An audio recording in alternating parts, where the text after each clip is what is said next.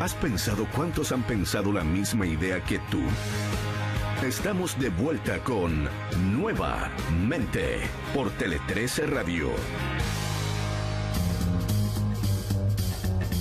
4 de la tarde con 31 minutos, seguimos aquí en Nuevamente y varias veces usted se acordará en diferentes conversaciones hemos planteado cómo es necesario y más que nunca cuando hablamos de innovación, cuando hablamos de nuevas propuestas, de creatividad, partir quizás por la base que es precisamente cambiar los paradigmas asociados a la educación, donde enseñamos a pensar, donde de cierta manera moldeamos algunas cabezas por aquí y por allá con la idea de hacer personas que estén mejor preparadas para el mundo que los va a rodear. Muchas veces hemos comentado cómo si hay algo que no ha cambiado desgraciadamente ha sido la sala de clases. Seguimos haciendo clases igual como las hacían quizás hace cientos de años atrás, incluso siglos. Y precisamente cambiar aquello, cambiar esos paradigmas que rigen nuestra educación es una de las labores que siguen adelante en EduFirst, organización educacional con sede en Estados Unidos, cuyo cofundador Gilberto Pinzón está aquí con nosotros porque él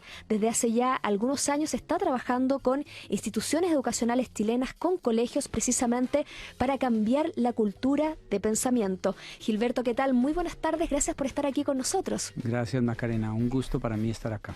Partamos primero por explicar cuál es ese método, esa nueva cultura de pensamiento que traen ustedes desde EduFirst, en qué se basa y cómo nace, en qué minuto ustedes se dan cuenta que hay que cambiar y en qué puntos hay que precisamente empezar esa transformación.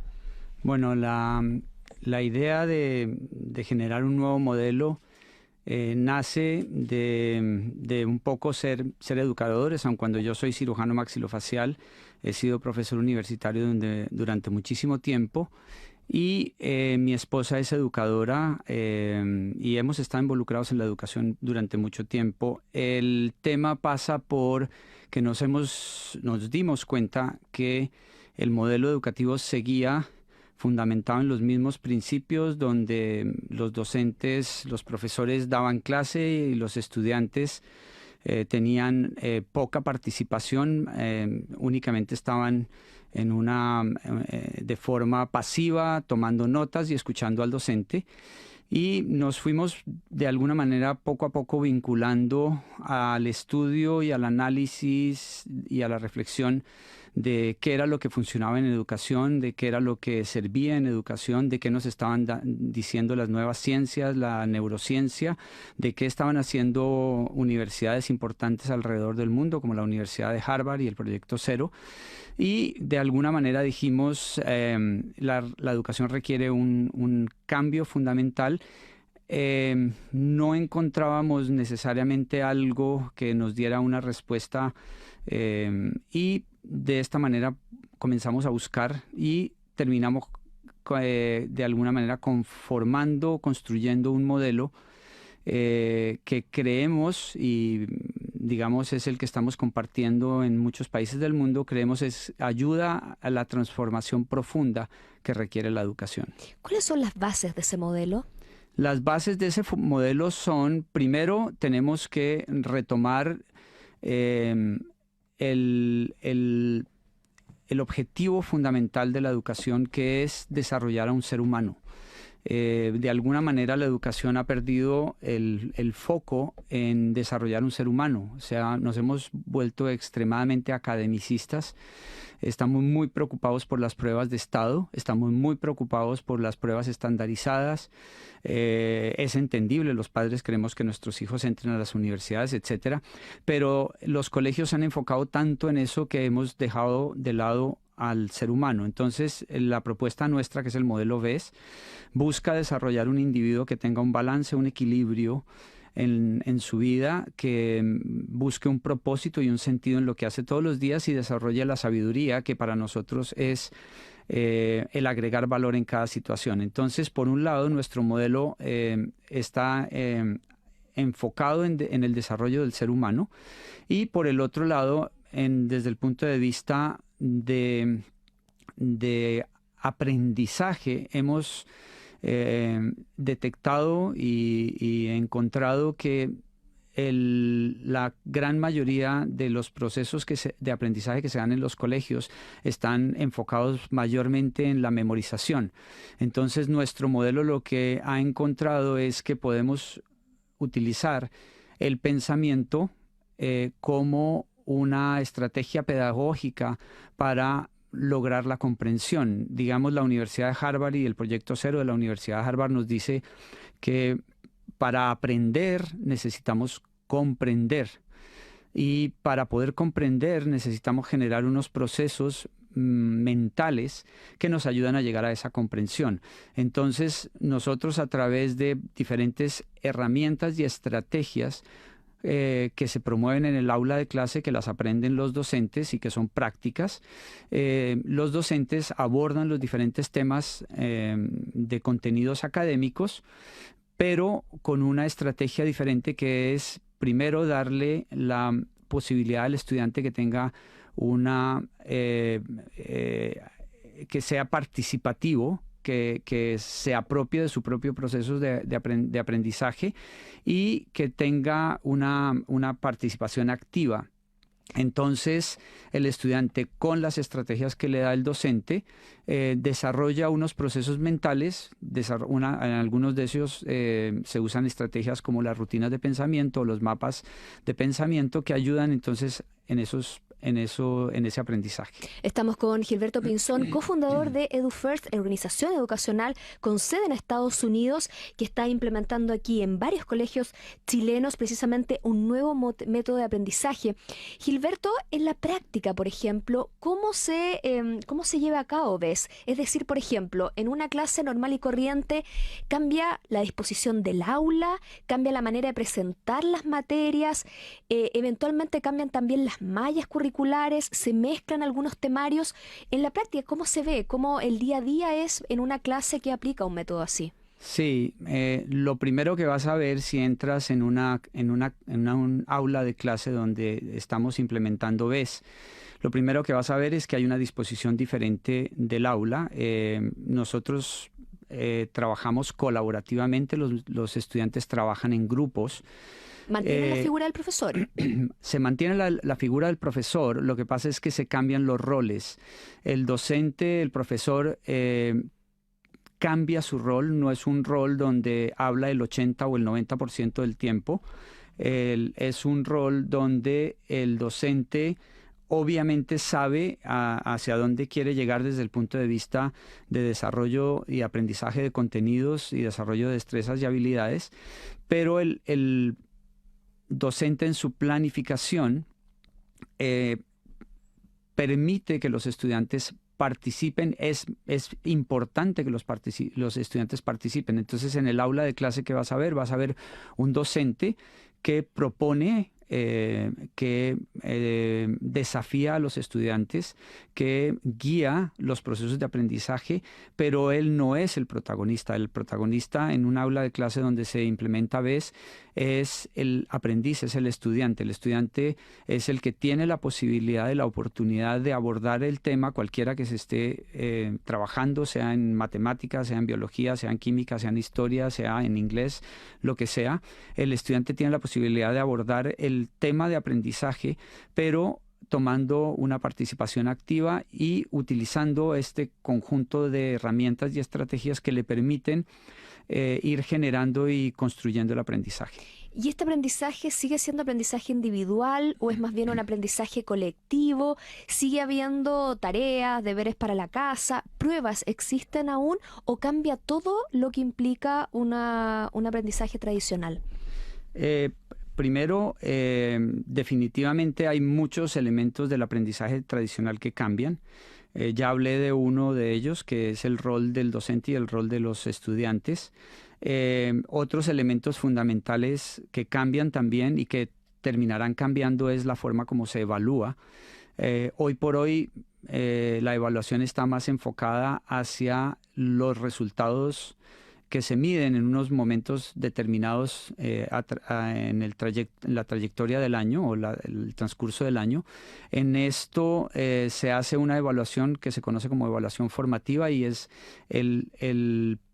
la evaluación en el proceso de la construcción del aprendizaje. Obviamente, entonces se tienen otras herramientas y otras estrategias para ir mirando y midiendo esa evolución y la adquisición de los conocimientos y el desarrollo de las destrezas.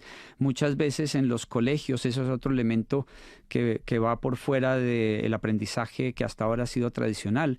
Como nos hemos convertido de alguna manera en academicistas, no necesariamente estamos midiendo el desarrollo de unas destrezas y habilidades que son fundamentales, particularmente para el mundo que van a enfrentar estos muchachos o nuestros hijos.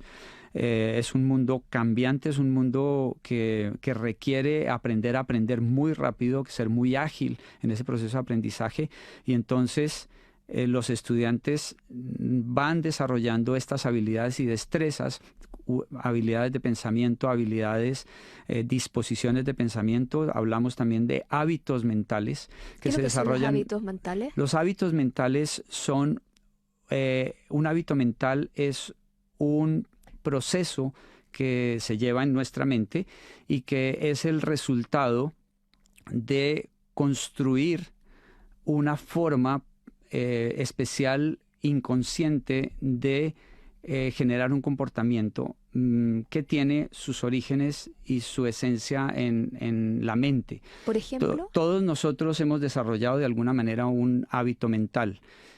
Un hábito mental es el de reflexionar para aprender. Nosotros todos, como lo decía anteriormente, los seres humanos hemos desarrollado hábitos, pero no necesariamente somos conscientes de que hemos desarrollado estos hábitos mentales. Los hábitos mentales lo que logran es que nos convierten en mejores pensadores, personas que pueden pensar mejor, que pueden resolver mejor las situaciones. Uno de esos hábitos, hablaba yo, es el de reflexionar para aprender. Una vez la persona ha experimentado o vivido una situación, si la situación le trajo elementos positivos o negativos, de alguna manera, si la persona se detiene a revisar lo que ha sucedido, eso le debería traer un aprendizaje. Solo sucede si la persona se detiene a hacer un proceso reflexivo sobre la situación. Entonces, el desarrollo de uno de los hábitos de mente es, por ejemplo, reflexionar para aprender. Que los estudiantes los van desarrollando en el aula de clase, se hacen intencionados por los docentes y se hacen explícitos para que el estudiante lo incorpore. Claro, tome conciencia de ellos. Y tome conciencia de él, exactamente. Gilberto, ¿hace cuánto están trabajando con colegios chilenos y cuántos ya han incorporado estos métodos a sus procesos? Nosotros llevamos en Chile, llevamos aproximadamente 4 años. Hay bastantes colegios hoy ya incorporándose a la red de colegios que hay, que ya son muchos colegios alrededor del mundo, pero en Chile son aproximadamente 10 colegios. 10 colegios. Y 10 colegios, me imagino, diversos en cuanto a sus planteamientos. Algunos tendrán quizás un idioma dominante, o quizás de características distintas en cuanto a las materias que más les gustan desarrollar. Eso imagino que no es un impedimento para aplicar un método así, ¿no? Es decir, se adapta a los diferentes requerimientos de cada uno de los colegios, ¿no? Sí, nosotros trabajamos en colegios alrededor del mundo, trabajamos aquí en colegios en Chile. Nosotros trabajamos con colegios religiosos, trabajamos con colegios laicos, trabajamos con colegios bilingües. De alguna manera, si lo puedo explicar de forma fácil, nosotros cuando trabajamos con los colegios no les decimos a los colegios necesariamente qué es lo que tienen que enseñar. Nosotros les ayudamos un poco, más es en el cómo se aprende, cómo desarrollamos y ayudamos a formar un individuo integral, etcétera, etcétera. Entonces, nosotros no cambiamos los currículums o los planes académicos de los colegios. No trabajamos o intervenimos en aquellos valores con los que el colegio fue conformado, sino Nosotros trabajamos respetando esos elementos y lo que tratamos de hacer es un cambio en el proceso enseñanza-aprendizaje a través de lo que expliqué anteriormente, que es el cambio de roles en el aula de clase y la utilización de unas estrategias y herramientas específicas que buscan en área de aprendizaje lograr comprensión y en el área de desarrollo de destrezas, desarrollar destrezas y habilidades de pensamiento. Ustedes han estado también y están presentes en otros países de la región, como Argentina, Colombia, pero también, por ejemplo, bueno, en Estados Unidos, de donde son originarios, España, Chile, bien diversos.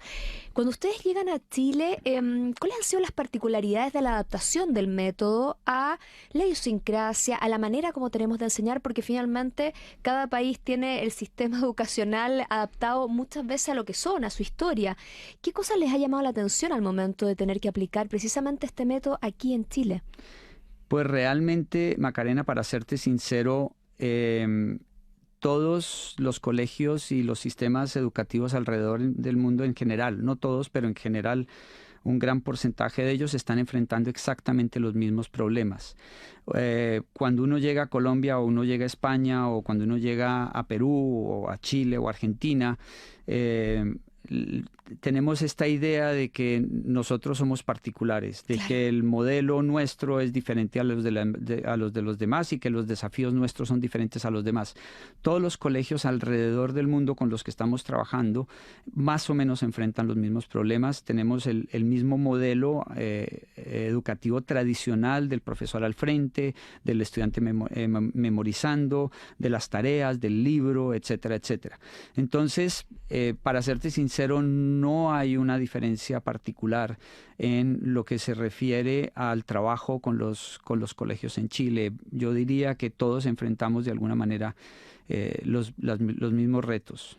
Y por ejemplo, y tampoco hay diferencias cuando hablamos de América Latina, cuando hablamos, por ejemplo, de Europa, ustedes están presentes en España también, Sí. cuando hablamos, por ejemplo, de llegar a China, que también es una cultura diferente, que tiene, me imagino, una manera quizás distinta de ver el rol de la educación, lo que tiene que ser, o ciertas metodologías que se tienen que aplicar. ¿Tampoco hay una adaptación? Hay definitivamente algunos rasgos culturales de unos países a otros, pero en general, si estamos hablando de Latinoamérica y en particular si estamos hablando de España, yo diría que no hay una diferencia sustancial. Tal vez si hablamos de China, sí, definitivamente en China los desafíos son mayores para nosotros porque somos diferentes culturalmente, no porque haya otra situación, pero fundamentalmente es un tema de cultura. Sí hay un desafío más importante en China. Obviamente hay algunas diferencias cuando trabajamos con docentes, con profesores en Alemania o cuando trabajamos con profesores en países anglosajones, donde la cultura es diferente, donde la gente se comunica de alguna manera un poco diferente. Pero en general los desafíos son los mismos, tal vez con culturas como la cultura china, el desafío para nosotros es un desafío mayor.